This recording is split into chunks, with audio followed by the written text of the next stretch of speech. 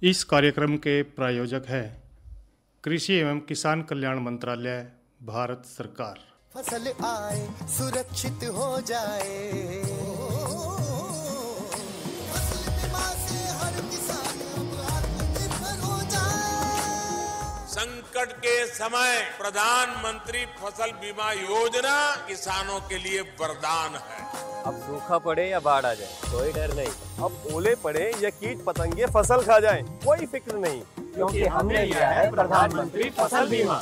बुआई से फसल कटाई तक हर जोखिम का दावा, न्यूनतम प्रीमियम पर अधिकतम भुगतान का वादा। योजना से हर साल जुड़ रहे हैं 5 करोड़ से ज्यादा किसान। अब आपकी है बारी। नजदीकी कृषि कार्यालय, सहकारी समिति, बैंक शाखा, अधिकृत बीमा कंपनी या जन सेवा केंद्र में स्वेच्छा से करा सकते हैं पंजीकरण। फसल बीमा पोर्टल या फसल बीमा ऐप द्वारा भी कराया जा सकता है पंजीकरण। प्रधानमंत्री फसल बीमा योजना, आपकी फसलों का संपूर्ण सुरक्षा कवच। कृषि एवं किसान कल्याण मंत्रालय, भारत सरकार। कार्यक्रम किसान वाणी सुनने वाले सब बाण भाइयों ने किशन भाई की राम राम। किसान भाइयों, आज है दिन मंगलवार और आज के दिन हम कार्यक्रम लेके आते हैं फोन इन। और आज हमारे साथ स्टूडियो में उपस्थित हैं डॉक्टर ओपी लठवाल।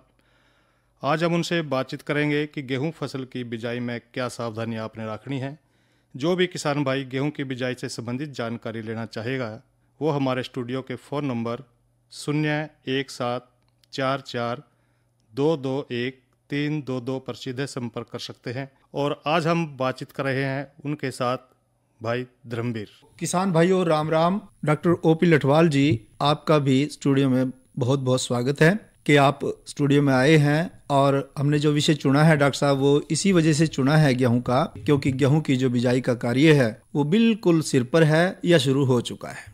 बिल्कुल। तो ऐसे में बहुत जरूरी हो जाता है डॉक्टर साहब के किसान भाइयों के लिए हम वो सारी जानकारी परोस दें कि जो उनको गेहूं की बिजाई में चाहिएगी या गेहूं की बिजाई में उनको क्या सावधानियां रखनी पड़ेंगी या किस तरीके से उनको गेहूं की बिजाई करनी चाहिए जिससे उनको ज़्यादा से ज़्यादा मुनाफा हो। तो ऐसे में सबसे पहले जिक्र आता है कि भाई हम क्यों ना उन किस्मों के बारे में बतावें कि वो कौन कौन सी किस्में हैं जिनके बारे में जो चौधरी चरण सिंह हरियाणा कृषि विश्वविद्यालय सिफारिश करता है कि ये किस्में हरियाणा के लिए उपयुक्त हैं और समय की बिजाई के लिए इन किस्मों का चुनाव करना चाहिए। इस बारे में आपसे जानकारी चाहेंगे। धर्मवीर भाई, ये आज का जो विषय है, क्योंकि गेहूं की बिजाई समझ लो शुरू हो चुकी है जी। आज हम कहते हैं कि 25 अक्टूबर से गेहूं की बिजाई शुरू कर देनी चाहिए और बहुत मुख्य फसल है गेहूं। हरियाणा में भी लगभग 62-63 लाख किलो में बोई जाती है। हालांकि उत्तर भारत में पूरे में गेहूं के एक मुख्य फसल है, फिर भी हरियाणा के लिए बहुत ज़रूरी है जी। तो गेहूं की जो जैसे आपने कहा कि किस्मों की बात, क्योंकि अगेती बिजाई बहुत ज़रूरी है जी। अगेती बिजाई का मतलब है कि 25 अक्टूबर से और 7 नवंबर तक या 15 नवंबर तक पूरी कर ले जी। तो अगेती बिजाई में जहाँ किस्मों की जहाँ तक बात है कि किस्में काफ़ी हैं, किसान भाई कई बार चक्कर में पड़ जाता है कि कौन सी बोम। एक पुरानी किस्म चलती आ रही, HD 2963 चलती आ रही है, HD 3086 भी चलती आ रही है, हरियाणा कृषि विश्वविद्यालय की WH 542 भी चलती आ रही है, WH 1184 भी है, WH 1105 भी है, वो सिरसा इलाके में काफ़ी होती है जी। WH 711 भी चल रही है। इसके साथ साथ पिछले साल एक नई किस्म अनुमोदित की है चौधरी चरण सिंह हरियाणा कृषि विश्वविद्यालय ने, वो है WH 1270 WH 1270 और इस किस्म का विश्वविद्यालय ने अब की बार बीज भी दिया है, लेकिन सभी किसानों को नहीं मिल पाया होगा। फिर भी ये किस्म एक बहुत ही विशेष किस्म है जिसकी हमने सिफारिश की है जी। और इसके साथ साथ गेहूं और जो अनुसंधान निदेशालय भारत सरकार का करनाल नज़दीकी है, वो भी हरियाणा के लिए या उत्तरी भारत के लिए मैदानी इलाकों के लिए किस्में देता रहता है। डॉक्टर साहब एक फ़ोन है। कोई नहीं जी, फ़ोन भी सुनेंगे। हेलो। हेलो, नमस्कार जी। नमस्कार किसान भाई, क्या नाम है आपका? मेरा नाम मुस्तकीम है जी, गांव श्यामगढ़, जिला करनाल। मुस्तकीम जी, आपका कार्यक्रम में स्वागत है, सवाल पूछो। धर्मवीर भाई है क्या जी? धर्मवीर भाई बोल रहा हूँ। अच्छा, मुस्तकीम बोल रहा है भाई, मैं कल बात हुई होंगे आपसे। जी मुस्तकीम जी बोलो, सवाल करो।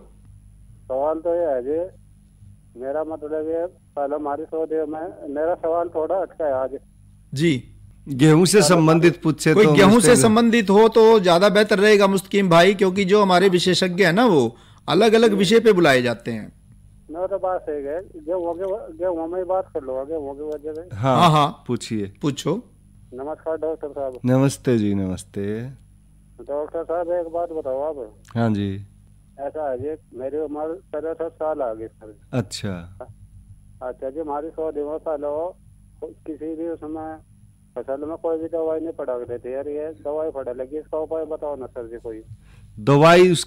दवाई ना डालनी पड़े ऐसी बात पूछ रहे ना आप? जी हाँ, ऐसी तो बहुत आजकल प्राकृतिक खेती पर जोर दिया जा रहा है जी। तो उसमें आप दवाई मतलब इसलिए दवाइयों की जरूरत बाद में पड़ती है। पहले हम ये जो दूसरे तरीके अपनाते हैं ना, जमीन की ताकत कम है असली तो।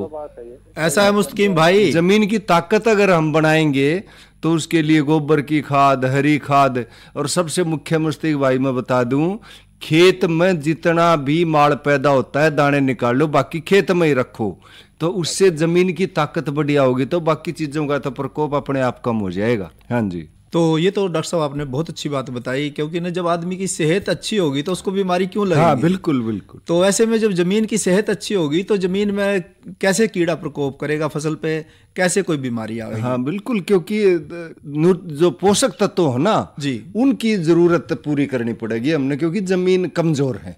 जी डॉक्टर साहब। हाँ। तो आप बता रहे थे उन्नत किस्में, और आपने जो खास तौर पे नई किस्म का जिक्र किया वो थी WH-1270। हाँ, वो इसी साल पिछले साल किसी विश्वविद्यालय ने अनुमोदित की थी और इस साल बीज भी दिया है जी। इस किस्म में एक विशेष बात बता दूं मैं आगे जिक्र भी करूंगा, बाकी चीजें जैसे खाद की बात है जी।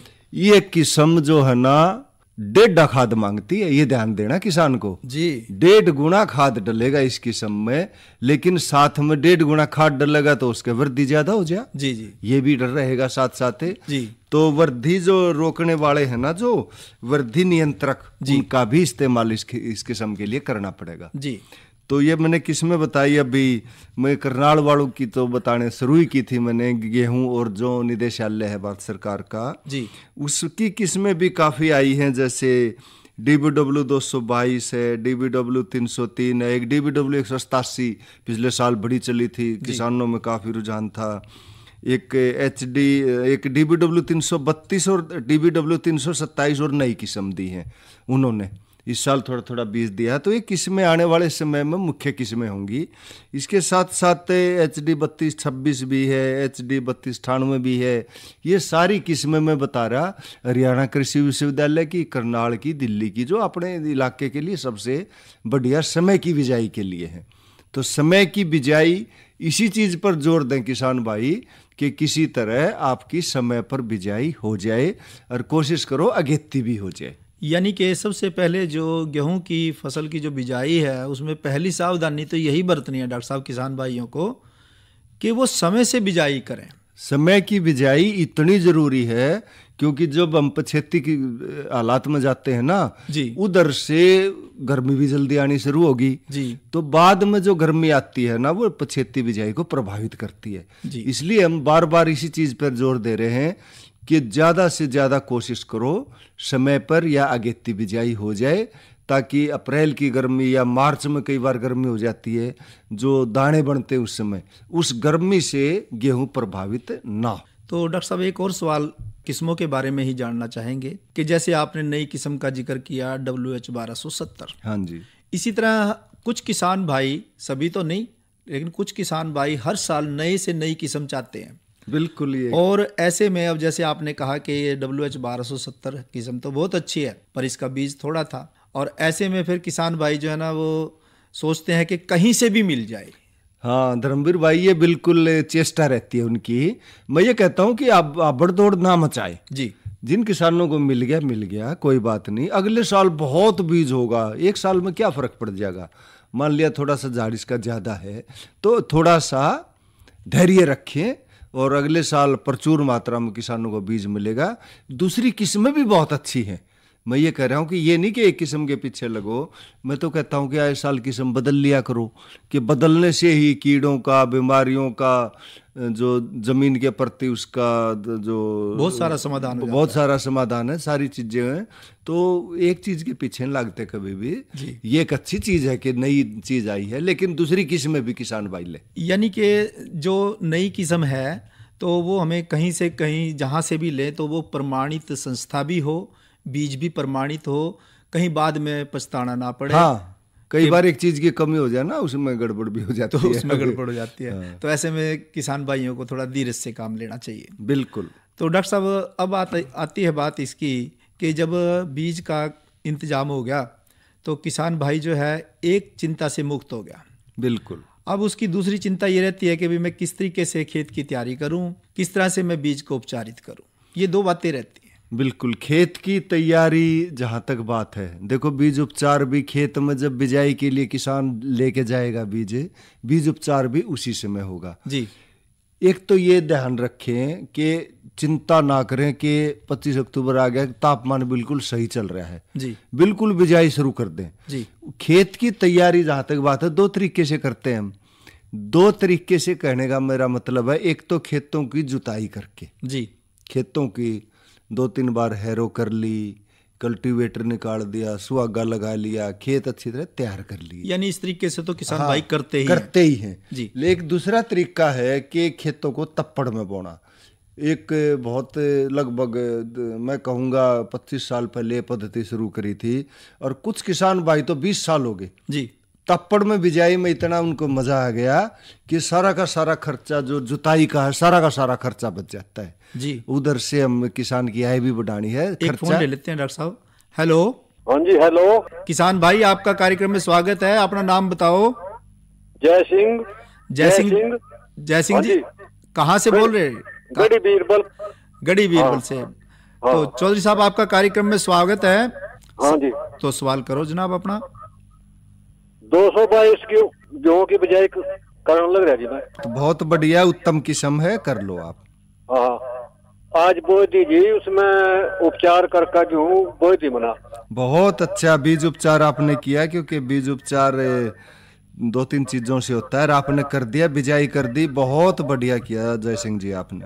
हाँ जी, 2 किले बोई थी जी। हाँ, और भी कोशिश करो, खेत तैयार है अपने, जब नमी पूरी है खेतों में, आप बिजाई करो, कोई दिक्कत नहीं है, बिजाई का समय बिल्कुल शुरू हो गया। बस जी, मैं यही पूछना चाहूँगा कि अगेती किस्म है जिसको बोलूं। अगेता ही टाइम है बिजाई का ये।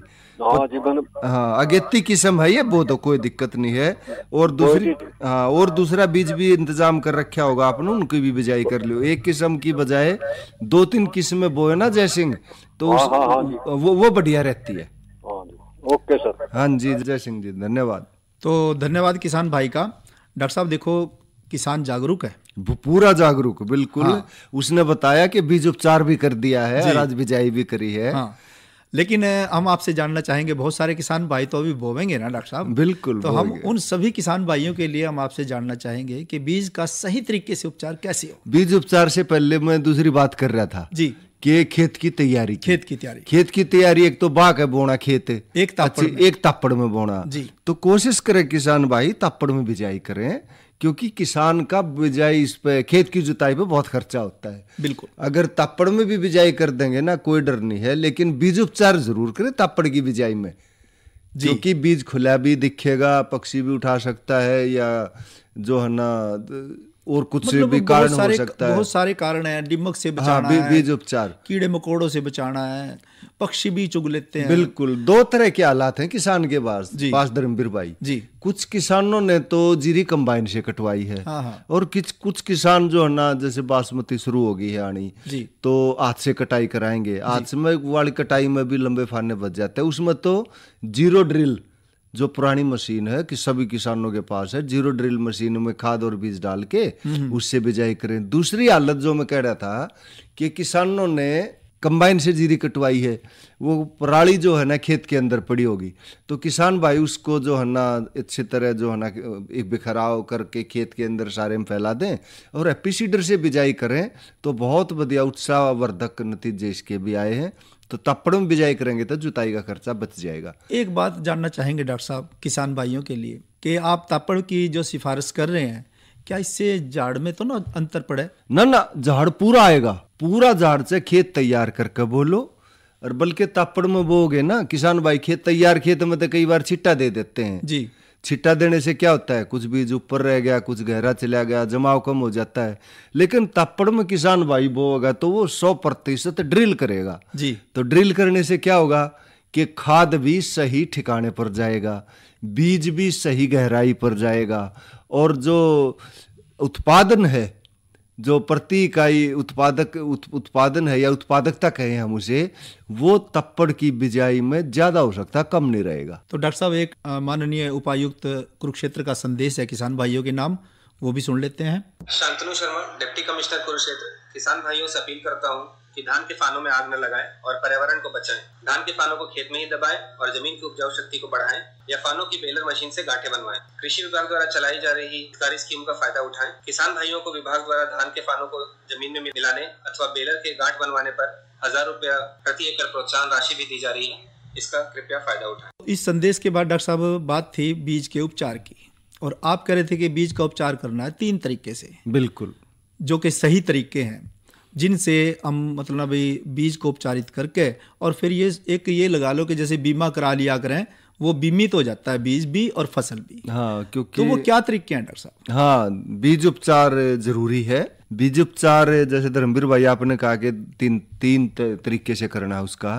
पहला तो उपचार करते हैं हमें डिमक जिन खेतों में लगती हो जी, डिमक ना लगे, हाँ, या फिर उसको पक्षी भी ना उठाए जी, क्योंकि कीड़े मार दवाई लगाएंगे हम उसको जी। और इसके लिए क्लोरपाइरिफॉस दवाई आती है जी, या ना मिले तो एक इथियोन भी आती है जी। तो इसमें 60 मिलीलीटर दवाई, जी, ध्यान दे किसान भाई जी, 60 मिलीलीटर दवाई 2 लीटर पानी में घोल लें जी। 2 लीटर घोल बन गया ना। अगर 60 मिलीलीटर तो लगाएंगे तो पूरे बीज का ना लगा हुआ एक साथ जी, तो 2 लीटर पानी का घोल हो गया। और अगेती बिजाई में कहते हैं हम 40 किलो बीज बहुत होता है, 40 कई बार 45 भी डाल लेता है कई बार, तो 2 लीटर घोल को 40 किलो बीज के साथ हम छिड़का देके और उसको मिला सकते हैं हाथ से, तो हर दाने पर डिमक वाली दवाई या कीड़े मार दवाई लग जाएगी जी। उसके बाद एक फोन लेना डॉक्टर साहब। हेलो हेलो, किसान भाई राम राम। राम राम, नमस्कार डॉक्टर साहब। नमस्कार जी, क्या नाम अपना सर? देशराज गाँव खैर से बोल रहा जी। देशराज जी, आपका कार्यक्रम में स्वागत है। हाँ जी, अपना सवाल करो डॉक्टर साहब से। डॉक्टर साहब गेहूं के तो बात कर ही रहे आप, मेरे से एक और प्रश्न बताओ। क्या है बोलो। मैं तो 1 किले में डिल्ले ने तंग कर दिया। डिल्ला? हाँ जी। डिल्ला वैसे ज्यादा तो होता है बरसात के मौसम में है, तो 12 महीने हुआ जी, तो 12 महीने चलो लग गया थोड़ी बड़ी। एक बार देशराज बात सुने। हाँ जी। डिल्ले का इलाज इसको जो है ना, जब ये जाम जाए, अच्छा जी, या तो दवाई से हो सकता है, या इस साल यूं करना, आप गेहूं काट के अप्रैल के में जैसे गेहूं कट जाएंगे, हाँ जी, उसके बाद खेत ने खोल दो पूरे ने। अच्छा जी। इसकी गांठ है काली काली डिल्ले की, गांठा बन रही जी। हाँ, वो गांठा, वो जब मई के महीने में जब तेज धूप होगी तो वो गांठें जो है ना सारी तेज धूप में वो निष्क्रिय हो जाएंगी। एक तो इलाज है ये। और अच्छा दूसरा इलाज, मान लिया जम गया, तो जमने के बाद तो जो दवाई प्रतिबंधित भी होगी, जैसे ग्लाइफोसेट डालते थे, वो गांठ की जड़ तक मार करती है। जब डिल्ले में 3-4 पत्ती हो तो इसका दवाई का स्प्रे करके, ताकि गांठ तक ही गांठ खत्म हो जाए उसकी, इसका इस्तेमाल कर सकते हैं। तो स्प्रे खाली खेत में करना पड़ा है, फसल में भी हो जाए ना? फसल में नहीं होगा बिल्कुल भी, फसल भी मर जाएगी साथ में। ये खाली खेत में जब डिल्ले पे 3-4 पत्ती हो, हाँ, उसके अगले दिन बिजाई कर दो, फिर कोई असर नहीं पड़ेगा। अच्छा, हाँ, कोई डर वाली बात नहीं है। लेकिन स्प्रे करें उस समय डिल्ला ही हो, क्योंकि ये पत्ते के जरिए मार करेगी दवाई, पत्ते के जरिए जड़ तक जाएगी, गांठ तक जाएगी। देशराज ठीक है डॉक्टर साहब। तो किसान भाई का धन्यवाद। तो डॉक्टर साहब आपने कहा कि दीमक के लिए और कीड़ों के लिए तो दवाइयाँ आपने बताई क्लोरोपायरीफास और इथियोन। हाँ, दूसरी दवाई हम धर्मवीर भाई बता रहे थे फफूंदनाशक, ताकि कई बार खुली कांगियारी या पत्तियों कांगियारी, लूज समट बोलते हैं हम उसको जी, तो वो लग जाती है गेहूं के अंदर। तो उसके लिए फफूंदनाशक दवाई का इस्तेमाल करेंगे हम। या तो हम कार्बेंडाजिम दवाई ले लें, पहले बस्टन के नाम से भी आती थी, तो कार्बेंडाजिम या फिर रेक्सिल। कार्बेंडाजिम तो लगेगी 1 किलो बीज के साथ 2 ग्राम और रेक्सिल लगेगी 1 ग्राम। 40 किलो बीज है, कार्बेंडाजिम लेनी है तो 80 ग्राम लगी और वो 40 ग्राम लगी।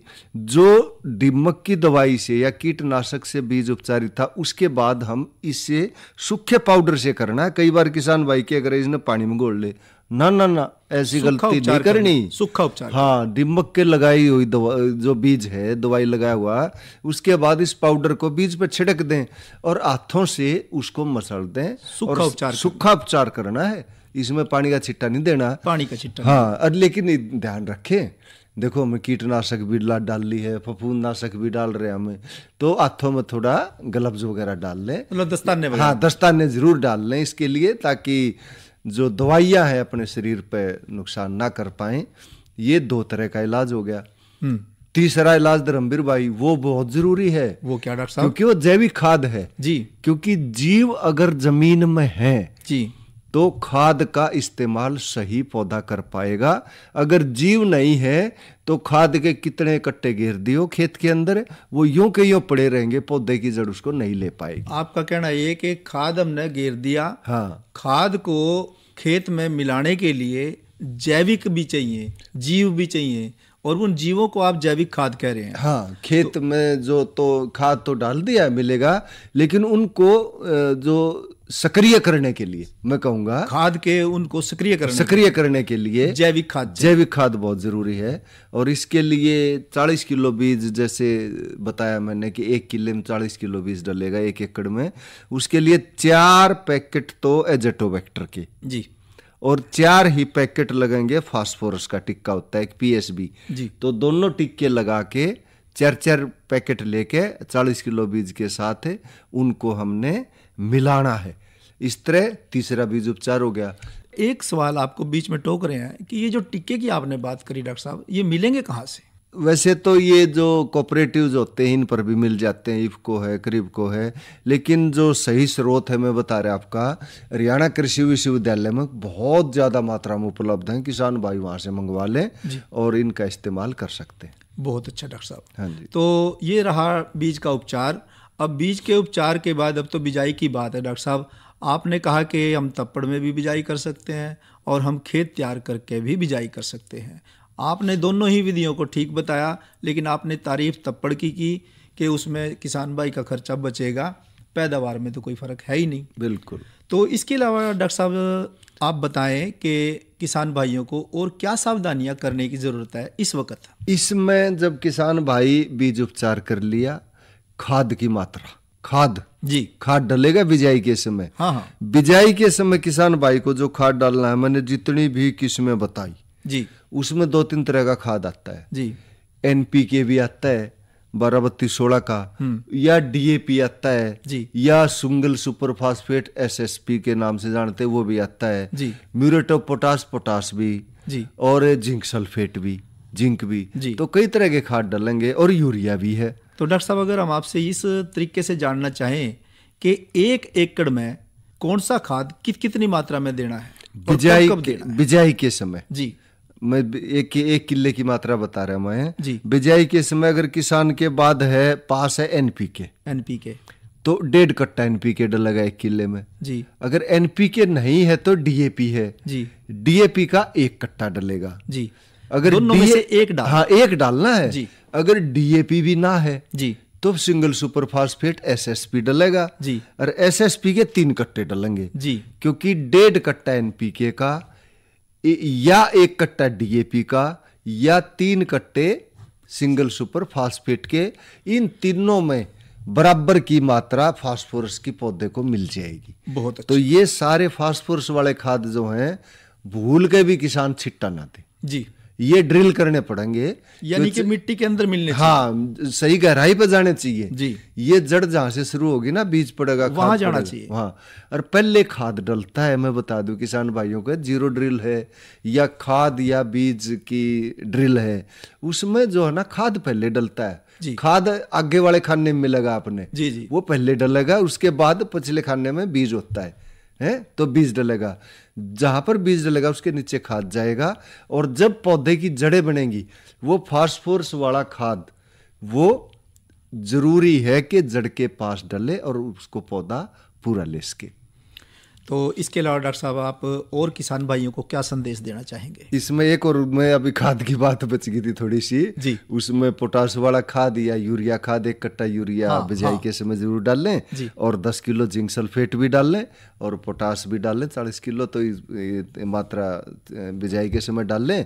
एक मैंने WH1270 की खास बात बतानी थी, इस किस्म में डेडा खाद डालना है, लेकिन साथ में वृद्धि नियंत्रक भी डालने हैं। अगर वृद्धि नियंत्रक ना डाल पाते हैं तो डेडा खाद, इसमें उतनी ही मात्रा खाद की डाल के किसान भाई पूरी उपज ले सकते हैं। और फिर भी अगर जो कोई दिक्कत पेश आवे तो किसान भाई जिले के कृषि विज्ञान केंद्र के वैज्ञानिकों से संपर्क कर सकते हैं, वो हरदम हाजिर हैं। बिल्कुल।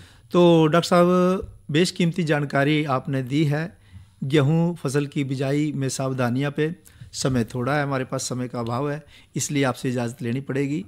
आपने आकर के स्टूडियो में और ये जानकारी दी, इस सब के लिए आपका बहुत बहुत धन्यवाद। धन्यवाद जी धर्मवीर भाई। इसी के साथ ही कार्यक्रम किसान वाणी यहीं पर संपन्न होता है। भाइयों से ले इजाजत। अच्छा भाइयों, राम राम। क्या कर रहा है? इधर इधर इधर हम बोल रहे हैं तेरे बीजू का। उतला बोल रहा है? पक्षियों से तो हम खेत को बचा लेते हैं, पर इन घातक रसायनों से कैसे बचाएं? मतलब? देख बेटा, तू जो ये अंधाधुंध रसायन मिलाता है ना, मिट्टी की सेहत बिगड़ने लगी है, और जब माटी ही कमजोर पड़ जाएगी तो उपज कैसे सेहतमंद होगी? अरे पहले ऐसा नहीं था, पूछना अपने बड़े बुजुर्गों से, कैसे फसल लहलहाती थी, शुद्धता झलकती थी। हाँ, माटी भी तंदुरुस्त और लोग भी। अरे पहली वाली बात कहाँ? पर अब तो सब यही डाले हैं। सब नहीं, आज भी लाखों जागरूक किसान परंपरागत विधि से फसल उगा रहे हैं। खर्चा कम और उपज की कीमत भी बेहतर पा रहे हैं। सच है? रे बेटे, एक्सपीरियंस से बता रहे हैं, धूप में बाल सफेद नहीं किए हैं।